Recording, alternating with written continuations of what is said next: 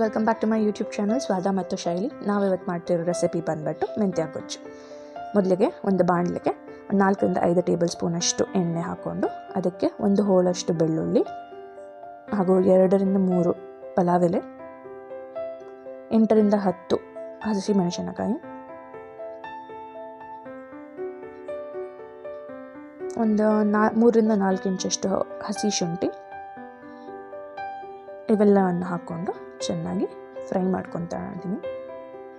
ಅದಾದಮೇಲಿಂದ ಅದಕ್ಕೆ ನಾನು 1 ಟೇಬಲ್ ಸ್ಪೂನಷ್ಟು ಸೋಂಪು ಕಾಳು, ಅನಾನಸ್ಸು ಹೂವು ಹಾಗೂ 1-2 ಚಕ್ಕೆ ಇವೆಲ್ಲನ ಹಾಕ್ಕೊಂಡು ತಿರ್ಗಾ ಬೇಯಿಸ್ಕೊತಾ ಇದ್ದೀನಿ. ಅದ್ರ ಜೊತೆಗೆ 2 ಟೊಮ್ಯಾಟೊ ಕೂಡ ಹಾಕ್ಕೊಳ್ಳೋಣ. ಇದ್ರ ಜೊತೆಗೆ ನಾನು 1 ಹಿಡಿಯಷ್ಟು ಕೊತ್ತಂಬರಿ ಸೊಪ್ಪು ಹಾಗೂ 1 ಹಿಡಿಯಷ್ಟು ಪುದೀನ ಇವೆರಡನ್ನೂ ಹಾಕ್ಕೊಂಡು ತಿರ್ಗಾ ಬೇಯಿಸ್ಕೊಳ್ಳೋಣ. ಇದು ಬೆಂದ ನಂತರ ಅದನ್ನು ನಾನು ನುಣ್ಣಗೆ ರುಬ್ಕೊಂಡು ಒಂದು ಸೈಡಿಗೆ ಎತ್ತಿಕೊತಿದ್ದೀನಿ.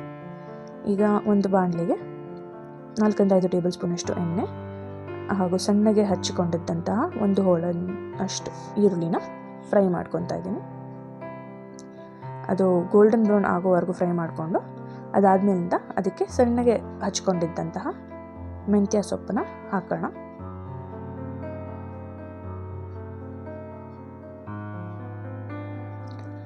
ಅದಕ್ಕೆ ಇವಾಗ ನಾನು 1 ಟೇಬಲ್ ಸ್ಪೂನಷ್ಟು ಅರಿಶಿನ ಪುಡಿ ಹಾಕ್ಕೊತಾ ಇದ್ದೀನಿ. ಹಾಕ್ಕೊಂಡು ಸ್ವಲ್ಪ ಫ್ರೈ ಮಾಡ್ಕೊತಾ ಇದ್ದೀನಿ.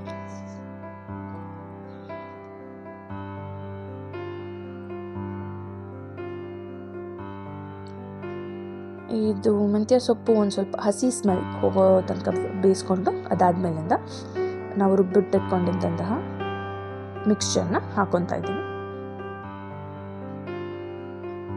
ಇದನ್ನು ಆ್ಯಕ್ಚುಲಿ ಚಳಿಗಾಲದಲ್ಲಿ ಚೆನ್ನಾಗಿರುತ್ತೆ, ಬಿಕಾಸ್ ಮೆಂತ್ಯ ಹೀಟ್ ಇರೋದ್ರಿಂದ ಒಳ್ಳೆಯದು. ಇದು ಬೆಂದಾದಮೇಲೆ ಅದಕ್ಕೆ 1 ಟೇಬಲ್ ಸ್ಪೂನಷ್ಟು ಧನಿಯಾ, ಅರ್ಧ ಟೇಬಲ್ ಸ್ಪೂನಷ್ಟು ಅಚ್ಚ ಖಾರದ ಪುಡಿ ಹಾಗೂ 3/4 ಟೇಬಲ್ ಸ್ಪೂನಷ್ಟು ಗರಂ ಮಸಾಲಾನ ಹಾಕ್ಕೊತಾ ಇದ್ದೀನಿ. ಹಾಕ್ಕೊಂಡು 1-2 ನಿಮಿಷ ಅದನ್ನು ಫ್ರೈ ಮಾಡ್ಕೊಳ್ಳೋಣ. ಅದು ಸ್ವಲ್ಪ ಬೆಂದಾದಮೇಲೆ ಅದಕ್ಕೆ ಒಂದು ಅರ್ಧ ಕಪ್ಪಷ್ಟು ನೀರನ್ನ ಹಾಕ್ಕೊಂಡು